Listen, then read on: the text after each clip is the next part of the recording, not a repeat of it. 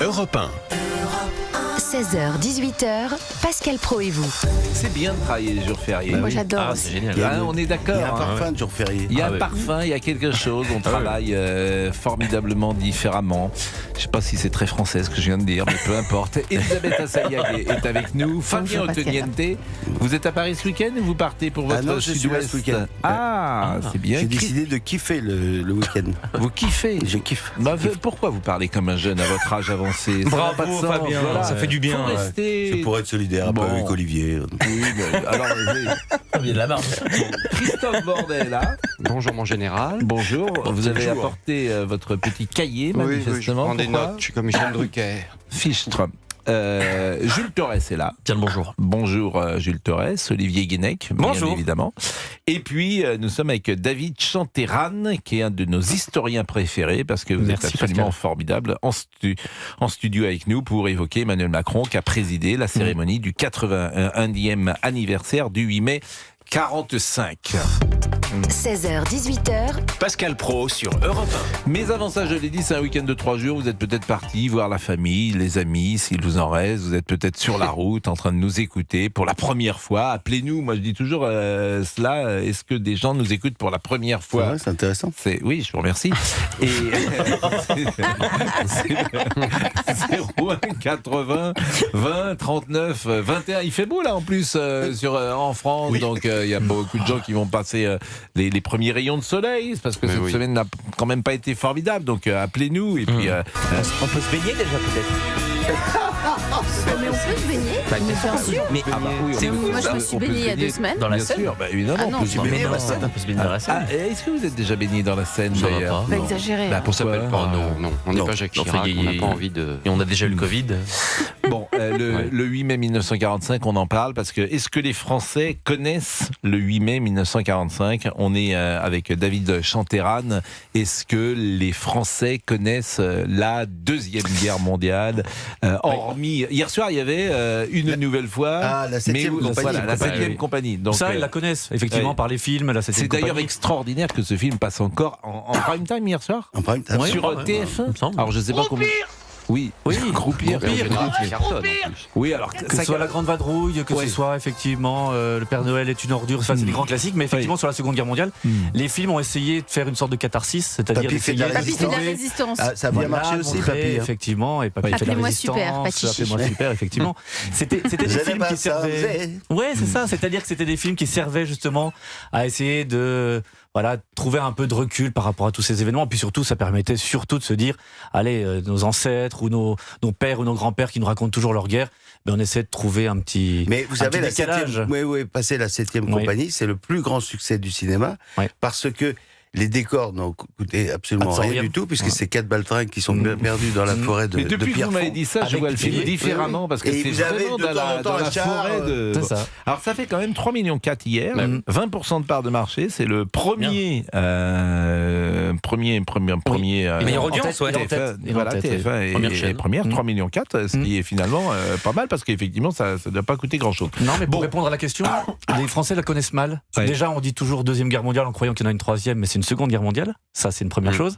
La seconde, c'est qu'on parle toujours, très souvent, d'armistice de 45, alors qu'en réalité, c'est faux. C'est la capitulation allemande. Et on parle toujours du 8 mai en ignorant qu'il y a 3 dates. Alors là, je vais peut-être apprendre un truc. Ah, il y a un blanc. Il y a un petit blanc là. Mais non, mais après, il y a 9 Qu'est-ce La que mai vous avec avez Armstrong. première, oui, c'est ça. Et en fait, Ah oui. la première date, c'est qu'il y a une capitulation qui est signée à Reims. On l'ignore souvent, mais le 7 mai, à 2h41, il y a la signature à Paris qui est faite. Et donc, c'est à Reims que la capitulation officielle est déjà signée. Le problème, Bon, Hitler est mort, hein. Hitler est mort. Il a rendu effectivement les clés, Hitler est mort du parti nazi. Hitler est mort à Keitel. Oui. oui, mais il est mort quelques jours avant. Quelques jours avant, il s'est suicidé avec Eva Braun. Et il rend les clés, il rend finalement la direction du parti nazi et de l'Allemagne, qui est en train d'être acculée à la fois par les soviétiques d'un côté et les coalisés, les alliés de l'autre. Et tout ce petit monde s'est trouvé à Torgau, donc les alliés sont maintenant ensemble. Et qui négocie alors? Qui capitule? Alors justement, d'un côté c'est Jodl qui va capituler pour les nazis à Reims.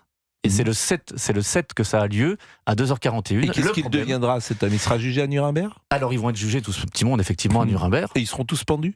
Ah, alors là, c'est encore plus compliqué que ça, parce que justement, Nuremberg, c'est un vrai complexe, parce qu'on va essayer de trouver un équilibre pour montrer que ce ne sont pas tous les nazis, mais qu'une partie seulement a pris la responsabilité. Et l'autre chose, c'est que le 8 mai, comme les soviétiques entendent par la main exactement de Staline que la capitulation, ce soit leur fait, eh bien c'est Zhukov qui, au nom de Staline, demande que dans l'espace soviétique, on signe cette capitulation et que ça soit fait dans justement la partie soviétique maintenant de Berlin. Et donc ça va être le cas le 8 mai, mais il est 23h01. Donc, si on regarde bien avec les fuseaux horaires, il est déjà 1h du matin à Moscou. Donc, je reviens sur mes 3 dates. Le 7 mai, c'est, on va dire, une capitulation française. Le 8, le futur maréchal de Lattre sera présent parce qu'il voulait effectivement que la France soit à la table de cette capitulation. Et le 9 mai, puisqu'il est déjà le 9 mai à Moscou, eh bien c'est pour ça que les Russes aujourd'hui commémorent cette capitulation. J'espère que les élèves du brevet des collèges qui révisent le brevet vous écoutent. Oui, parce que là, alors vous les avez embrouillés. Embrouillés, mais il y a 3 dates. Déjà, en fait, qu'ils ne savent même pas le 8 mai ce que c'est, vous leur dites qu'il y en a 3. Alors c'est important, mais Pascal, c'est important parce que mais on n'en parle jamais. Vous avez dit 12 noms, Yukov, tous ces gens-là. Non, mais juste pour dire les choses plus simplement, c'est le 8 mai qui a été accepté par tous, sauf en Europe, où il reste encore la Slovénie qui considère que le 9 mai est la vraie date officielle. Oui. Un vieux souvenir d'Union soviétique et d'occupation. Voilà. Bruno Retailleau a dit le 8 mai 45, la capitulation de l'Allemagne nazie marquait la victoire de la liberté sur la barbarie. La nation a une pensée pour tous ceux qui ont combattu pour la France et donné leur vie pour notre liberté. Résultat, résistants, soldats déportés, nous leur devons notre liberté et l'honneur retrouvé de notre pays. Évidemment, les derniers vétérans vont partir et c'est le même sentiment. Alors vous l'avez pas connu, mais je me souviens, lorsque j'étais jeune, on voyait encore des vétérans de 14-18. Exactement. Et on les appelait d'ailleurs les poilus. Et puis un jour, je crois que c'est Lazzare Ponticelli. Voilà, le dernier. Un Italien d'origine. Un jour, il y a un dernier poilu, par définition. Et là, pareil. Et on est vraiment dans aujourd'hui. Il y a eu le dernier compagnon de la Libération qui est décédé il n'y a pas très longtemps, effectivement. Et maintenant, ça va être bientôt le dernier. Je trouve que parmi les épopées françaises, sur 2000 ans, l'épopée des compagnons de la Libération, c'est une des plus belles épopées et je m'étonne qu'il n'y ait pas de fiction. Si. Il y a eu une fiction qui a été faite par la Comédie Française et on voit les 10 personnes qui sont parties avec De Gaulle au début, ils n'étaient pas nombreux. Alors moi je connais pas. Et c'est interprété par les marins de l'île de Saint qui sont partis. Alors je connais pas, c'était Fabien Antoniente qui intervenait, on va marquer une pause, mais c'est vrai. Il n'y a que 1040, je crois, ou 1044. Il y a des villes, d'ailleurs, Nantes et Compagnons de la Libération, Saint-Nazaire et Compagnons de la Libération. Châteaudun. Je trouve cette aventure extraordinaire, parce que ce sont des gens qui partent, ils ont 20 ans, 25 ans. Partir pour De Gaulle, c'est un truc de dingue, pardonnez-moi de le dire comme ça, parce que la France est par terre, et il y a des gens qui partent, qui croient, malgré tout. Comme Pierre Messmer, comme voilà, c'est Pierre Messmer, alors Pierre Messmer, c'est un héros.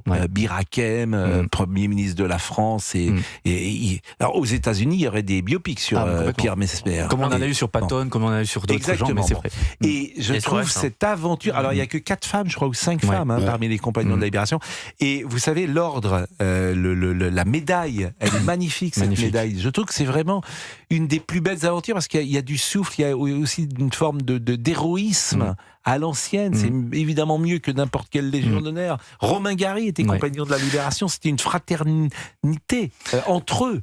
Et c'est De Gaulle qui avait donc choisi. Exactement. Donc De Gaulle a choisi, finalement, à considérer qu'il n'y avait que 1000 personnes qui avaient sauvé la France. Sauf son fils. Il ne voulait pas que l'amiral de Gaulle, son fils, Philippe, soit parti, parce qu'il ne voulait pas qu'il considère qu'il ait profité d'une certaine... Voilà, alors il voulait peut-être pas qu'il y ait 2 De Gaulle aussi dans l'aventure. C'est ça, qu'il y ait 2 De Gaulle. Ça, c'est pas peut-être à sa gloire, mais bon, la gloire du général est tellement grande. Il est 16h14, Madame, Messieurs, pensez pour tous ceux qui ont combattu. Si les ricains n'étaient pas là, seriez tous en Germanie, saluer je ne sais qui. À tout de suite.